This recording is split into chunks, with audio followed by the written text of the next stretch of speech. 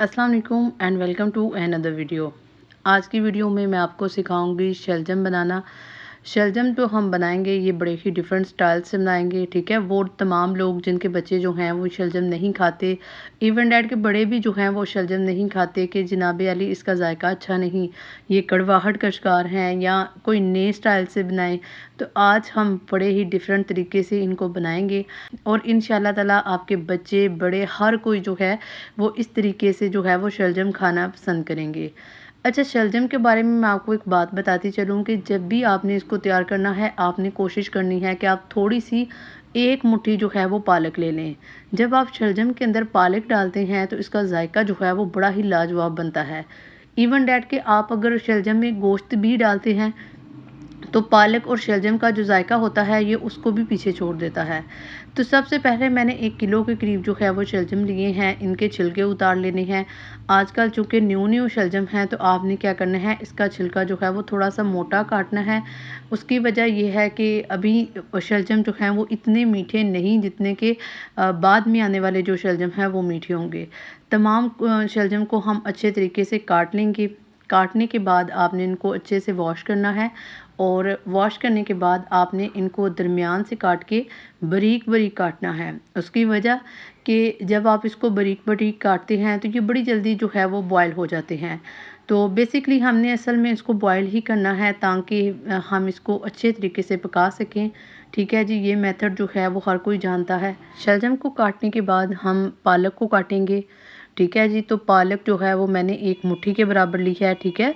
तो इसको आप मोटा-मोटा सा काट लें क्योंकि हमने इसको गलाना ही है, तो बारीक काटें, मोटा करें, नो मैटर, ठीक है, इससे कोई फ़र्क नहीं पड़ता। ठीक है जी, अब दोनों को हम अच्छे से वॉश करेंगे, ठीक है, और दोनों को इकट्ठा ही बॉयल कर लेंगे।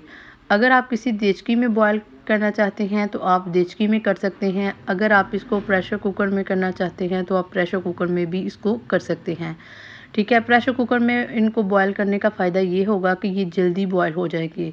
ठीक है जी, तो यहाँ पे एक बात आपने नोट करनी है कि आपने जब भी इसको बॉयल करना है, आपने थोड़ा-सा नमक ऐड करना है और इसके अलावा आपने थोड़ी-सी हल्दी ऐड करनी है।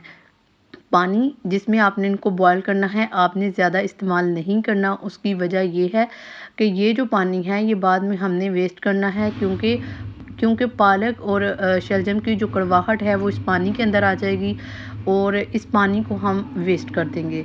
ठीक है जी, तो हल्दी जो है वो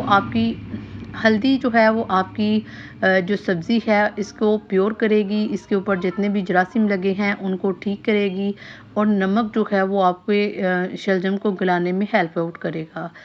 दोनों चीज़ों को डालने के बाद आपने प्रेशर लगाना है, ठीक है, और 15 मिनट तक वेट करना है। आपने इसको 15 मिनट से ज़्यादा वेट नहीं लगवाना, 15 मिनट में ऑलमोस्ट ये तमाम चीज़ें जो हैं वो डन हो जाएँगी। अच्छा जी, यहाँ पे आपने क्या करना है, आपने इसको सिलबट्टे में पीस लेना है या आपके पास कोई चम्मच है, डोई है, मदानी है, आपने उसकी मदद से इसको नरम कर लेना है और बिल्कुल यकजान कर लेना है। अब आपका काम थोड़ा-सा रह चुका है और बड़ा ही आसान रह चुका है, ठीक है। ये जो शलजम आप बनाएँगे, यकीन मानिए कि मैं गारंटी के साथ का कह सकती हूँ कि आप सभी लोग जो हैं इसका जायका जो है वो बहुत पसंद करेंगे। जब ये अच्छे तरीके से मैश हो जाएँ तो हम करेंगे एक मैजिक मसाला तैयार, ठीक है जी। मैजिक मसाला ही आपको कह सकते हैं। जैसे बाकी सब्ज़ियों का हम मसाला तैयार करते हैं वैसे ही हम इसका मसाला तैयार करेंगे। सबसे पहले मैंने 1 कप के करीब ऑयल लिया है, ठीक है जी। ऑयल के बाद हम इसके अंदर डालेंगे प्याज। एक बड़ी प्याज मैंने ली है, ठीक है, दरमियानी साइज़ की, उसको मैंने काट लिया है और अब हम इसको करेंगे फ्राई। जो ही हमारा प्याज जो है वो हल्का सा सोते हो जाएगा तो हम इसमें ऐड करेंगे जी अपने मिर्च मसाले। मिर्च मसाले में नमक है, हल्दी है, दरदरा मिर्च है और लाल मिर्च है पिसी हुई। तमाम चीज़ें मैंने अपने टेस्ट के मुताबिक ली हैं। आप सभी लोग भी जानते हैं कि ये अपने टेस्ट के मुताबिक ही आपने लेनी है। तमाम मसाला जात को डालने के बाद हमने इसको अच्छे से भूनना है ताकि इसका कच्चापन जो मिर्चों का है वो ख़त्म हो जाए। इसके बाद हम इसके अंदर डालेंगे टमाटर और हरी मिर्चें, ठीक है जी, और इसको अच्छे से भूनेंगे। मसाला तब तक पकाना है जब तक ऑयल मसाले से अलहदा ना हो जाए।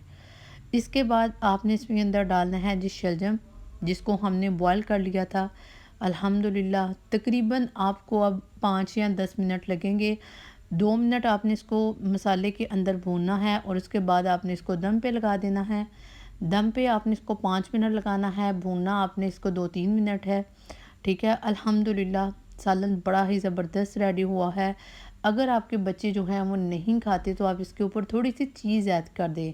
जब आप चीज़ ऐड करेंगे तो इसका फ्लेवर पहले से भी ज़्यादा बढ़ के आएगा, ठीक है। तो अल्हम्दुलिल्लाह सालन रेडी है। आप इसको सर्व करें, रोटी के साथ खाएँ, चावलों के साथ भी आप इसको खा सकते हैं, ठीक है। और नान के साथ भी आप इसको खा सकते हैं। तो ये थी मेरी आज की वीडियो।